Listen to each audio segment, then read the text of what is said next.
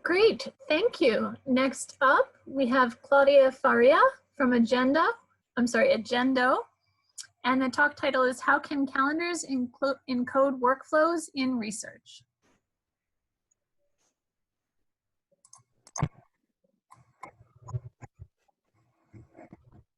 Hi everyone, let me just share my screen.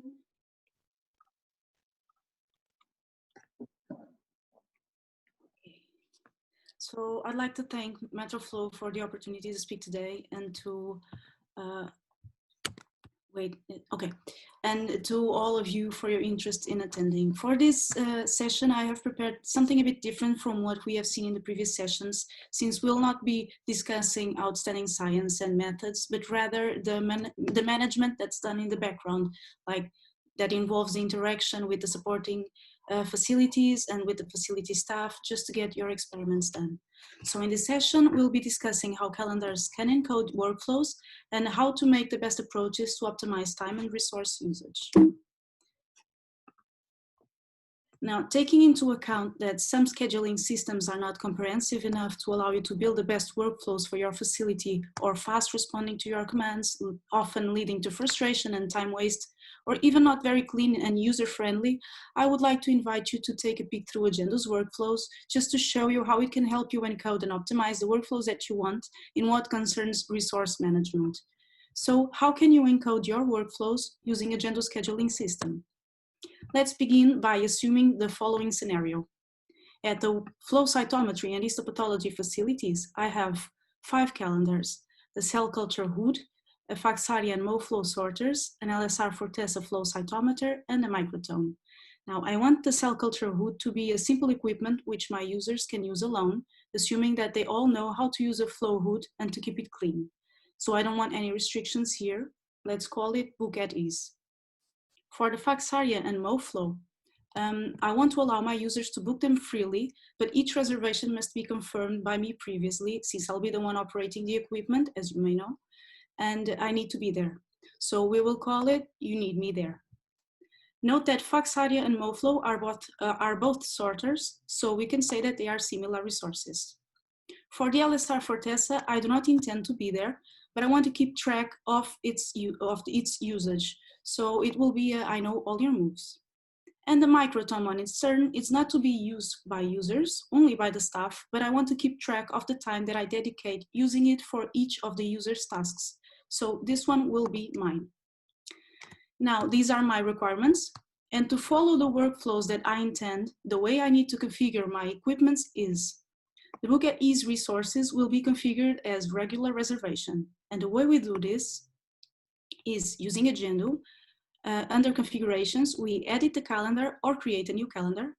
And on each calendar status, we just set it to regular reservation in this case. And that's it. Now, this is transversal for any calendar. The first time the user wants to use the calendar, they will need to ask for permission. And for that, they can just click on the slot they want, and this pop-up appears. Now, me as a manager will receive a notification with this permission request, and after approving it, the users can now start the booking for any time they want. And the booking is just by drag and drop on the calendar. Next, for the You Need Me There workflows, these resources will be configured as pre-reservation with admin confirmation in the same way. This means that the users first need to make a reservation, then it lacks confirmation.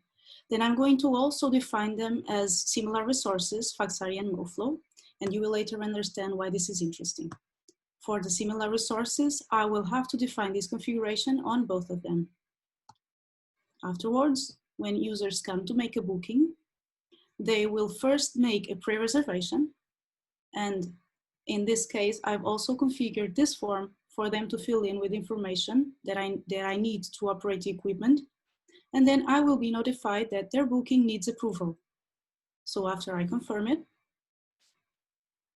because I'm also available to go there, the reservation is good to go. You can see that these reservations are color-coded, where yellow means that it's pending confirmation and the confirmed reservations are green. Next up, the I know all your moves calendars will be pre-reservation with real-time tracking confirmation. And in these cases, users make a pre-reservation, but it is a software that makes the booking confirmation and tracking. To set this up, you just have to insert the computer name in the configurations and install this pgina program. As you can see, this is the way it looks like when bookings are made on the calendar. And when we overlay the real usage, it appears in gray. And the red slots of user B here are bookings that were unconfirmed. And that means that the user made a reservation, but they did not show up. There's yet another calendar, which, as you might remember, I don't want my users to book or see other users' information. That's the microtome. Why? Because the microtomy is a sectioning technique that requires the technician's expertise to make perfect sections. So I cannot afford to train all my users, as it will be very time and resource consuming. So it's only me and the staff who use this equipment, but I would still like to charge my users for the time that I've spent on each of their tasks. So not to allow users to book this resource, I will keep it blocked under the configurations. I can also associate a message to it, just to warn users in advance. To keep reservations private, I hide the personal user's details, and I'll also create a customized form with the user request ID, which I will need to fill in when I make the reservation. Then I know to which task each booking corresponds. So in this specific case, I just have to make a booking on behalf of the user and with the correspondent time, and just insert their task ID. This way, users can still access and view the calendar. They can search for it in the search engine, but they just cannot make the booking or view the other user's personal details. However, if I do not want the users to see the calendar at all, so that this information is only for my facility, I can hide the calendar, and thus only users to whom I directly grant permission to access the calendar can see it, but they can still not book it because it's blocked.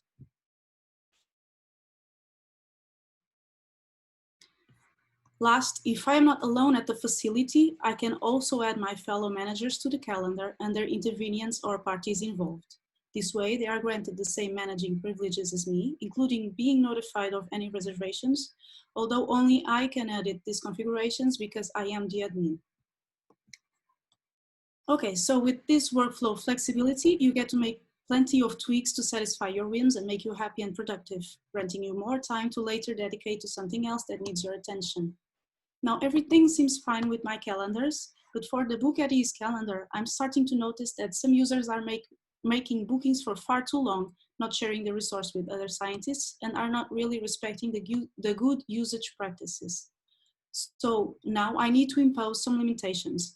I still want them to make regular bookings, but I do not want them to stay there for too long, and I want them to read the good practices documentation before usage and acknowledge it. Now, I will make it Book at Ease, but not as sloppy ease. So let's break it down. First, I want to associate a document to the calendar where all good practices are stated. So I will create a note with it like this, with a link, share it with users, with my resource users, and attach a PDF document as well that they can access. Then, under the configurations of the calendar, I just have to attach it by choosing from the dropdown, as we will see soon. So here, a dropdown appears and I just select my note. Then, keeping it as regular reservation, I will add my booking restrictions and an acknowledgement checkbox form for the users to consent regarding good usage practices. Afterwards, I will still want to make them aware of these changes first thing before they make a booking. So I will place an announcement on top of the calendar with such important information like this.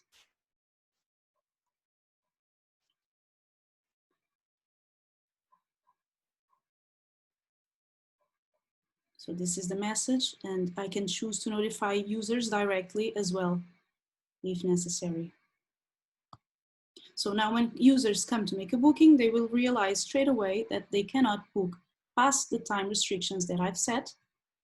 and that they are required to read the documentation. So for that, they go to the information button of the calendar to learn more about the equipment they're about to use. And they realize that there's a lot of information, including the note that I want them to read. After reading the note, they can now consciously proceed with the booking.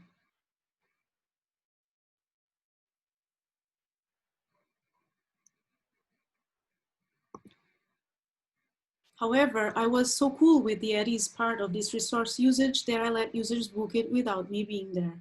One morning, I came to the lab and I found that I had a notification saying you have one open issue. How was this issue created? Well, a user called staff came to a slot and found that the workbench was dirty and messy. Believing that it was the previous user's negligence, he clicks her slot and reports the user negligence issue. Having requested a follow-up on this incident, he can also have access to it on their issue tracking tab. Now, as a manager, I can open the issue and see the details of the resource and user who reported it.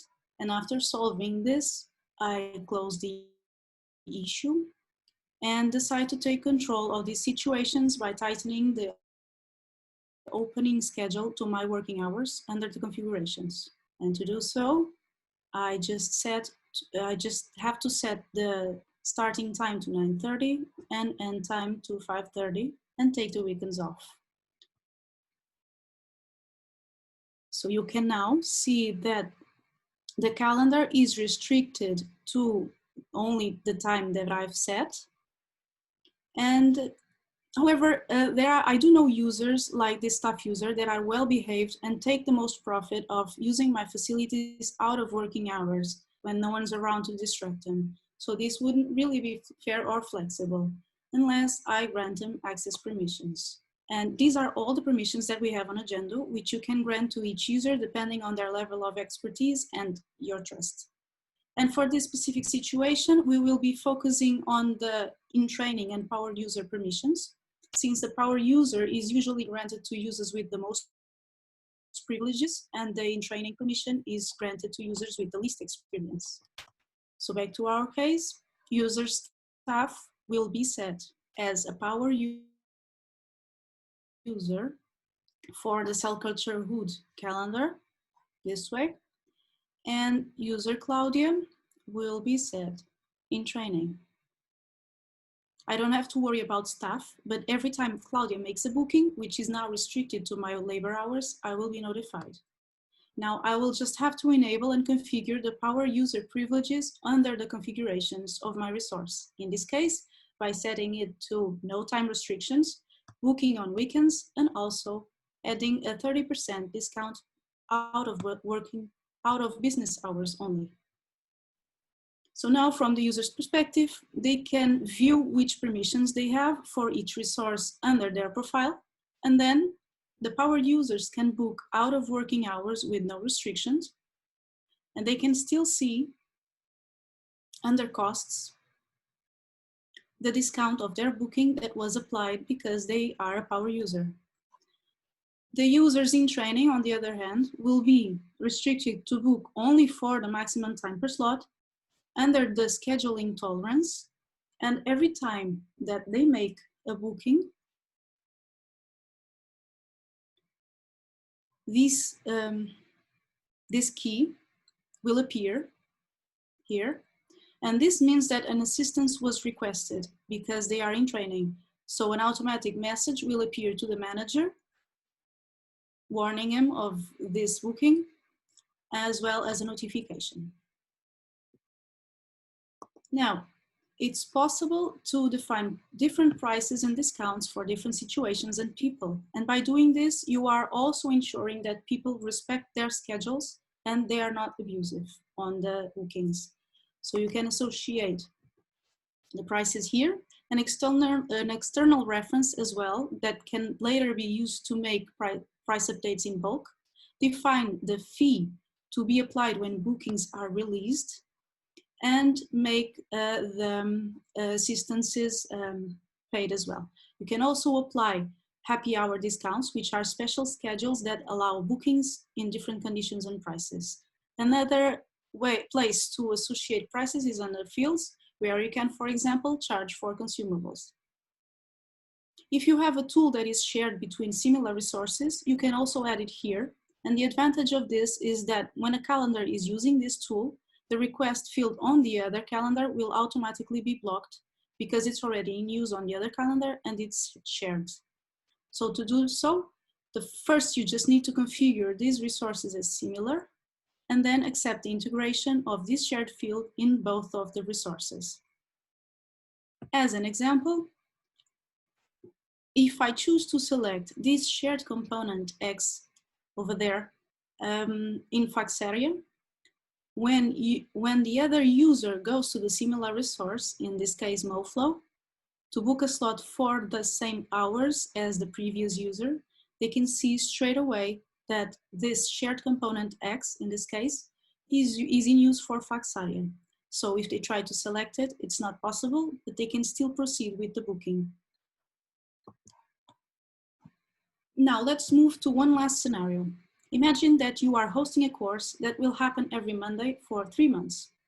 You need to book a room for the lectures, but instead of making the same booking 12 times, you can just make one booking and then set it to recurrent like this, defining the end time for this booking. And you can also add a tag. Yet for this course, you will also need to reserve some of your equipments to be used in the first day, let's say as a guided tour.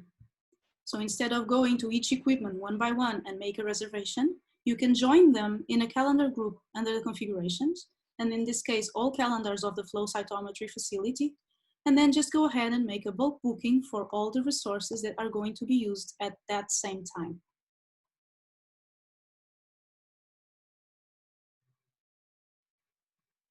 Afterwards, confirm that everything is available, fill in any form necessary that's configured in the calendars, and it's done. Bulk bookings can be used for many scenarios and by any user as well. So here you can verify that the booking was done in both resources and it's pinned for this category. You can also make changes in bulk. Now, as for the user's view, what do you have to do to book the resources that you want?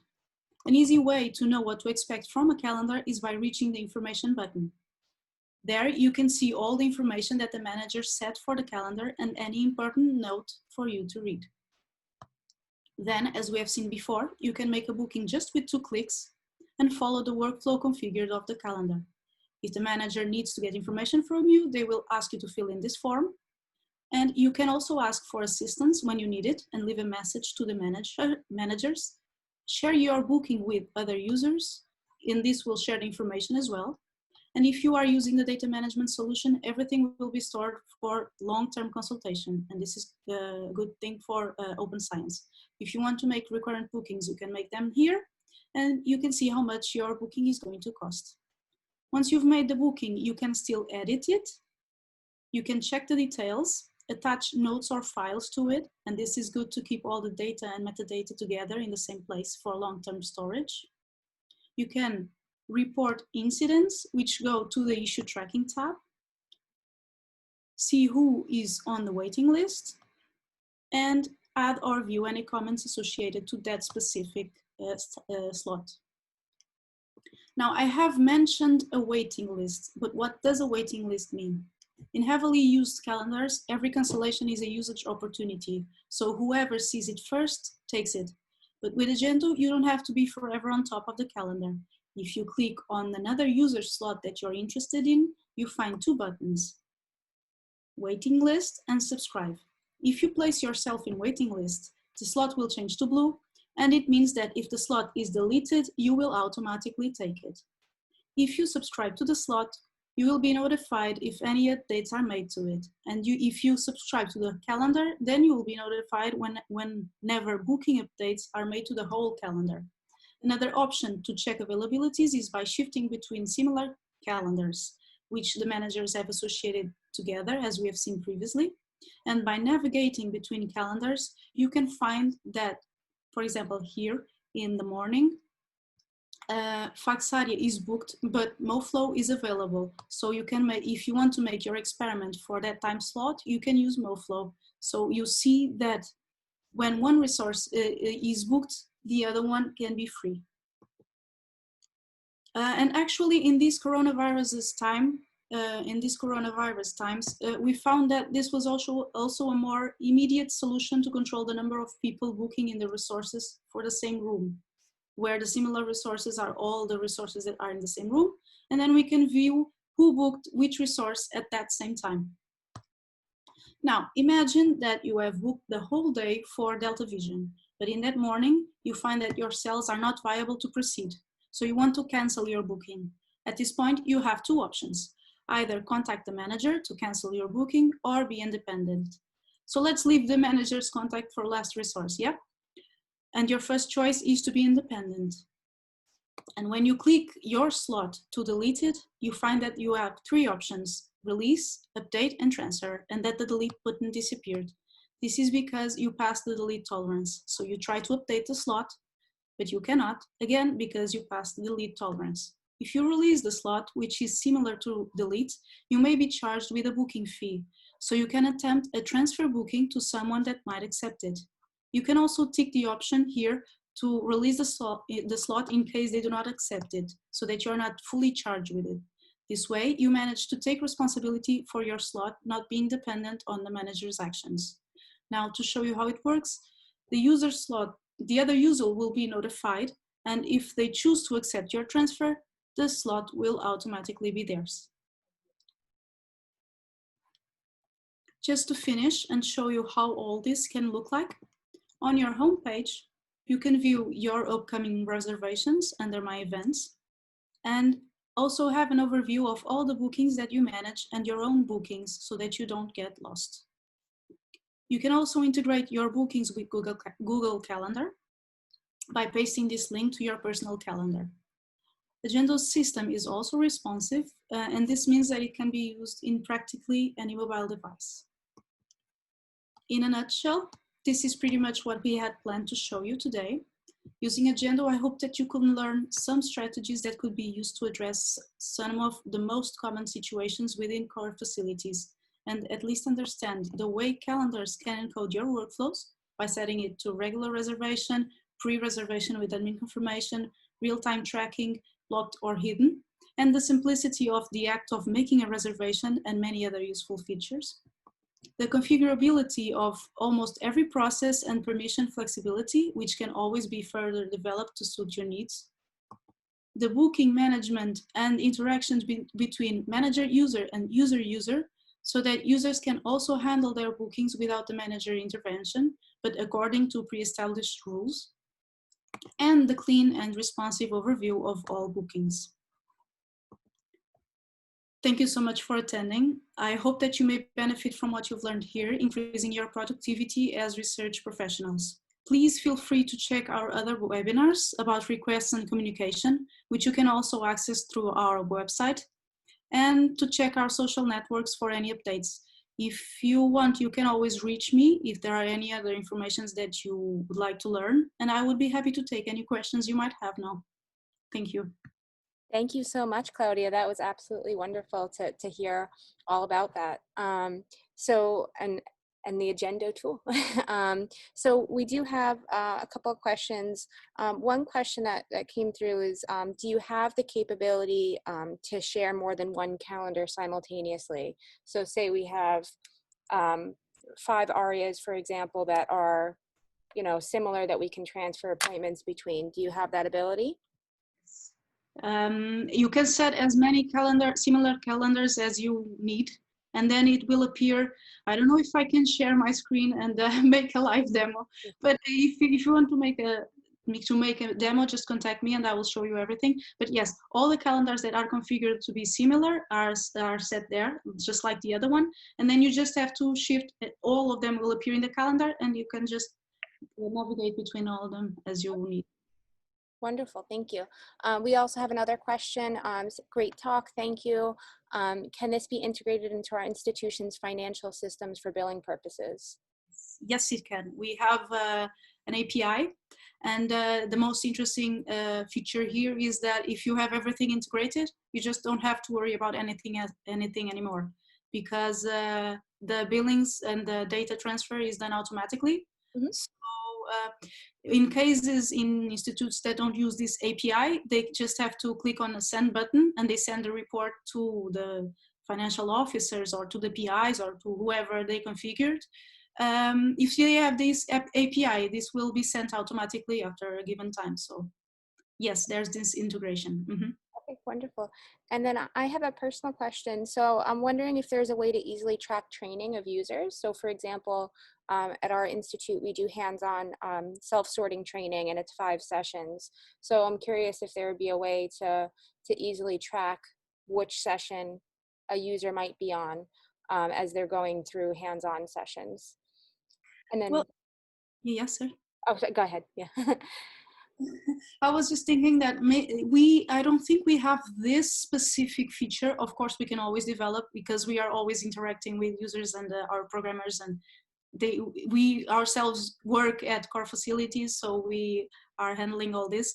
But there are some methods that you can use. For example, on the comments, you can leave a comment saying that, or you can make the users say in which session they are, or you introduce that on the fields. We don't have, I don't think we have that specific, but yeah, we can always arrange that, something like that. Okay, great.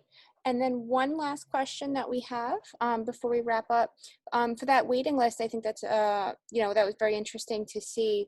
But, you know, if people sign up for the waiting list, do they have to be trained users? Or, for example, if it's someone that's untrained that would require training, can you block that they can go on a waiting list, since that would require SRL staff to be present? I believe, I'm not entirely sure of this. I would have to check on the code and how it really works, but I believe that it will begin with it will reset. So they will have to, it will check on the user and the permission of the user. And if it says that it is on training, then the assistance key will appear and the notification will appear on the manager. It's not like the slot will be blocked, so it will not work. It will just be kind of with the assistance pending, you know?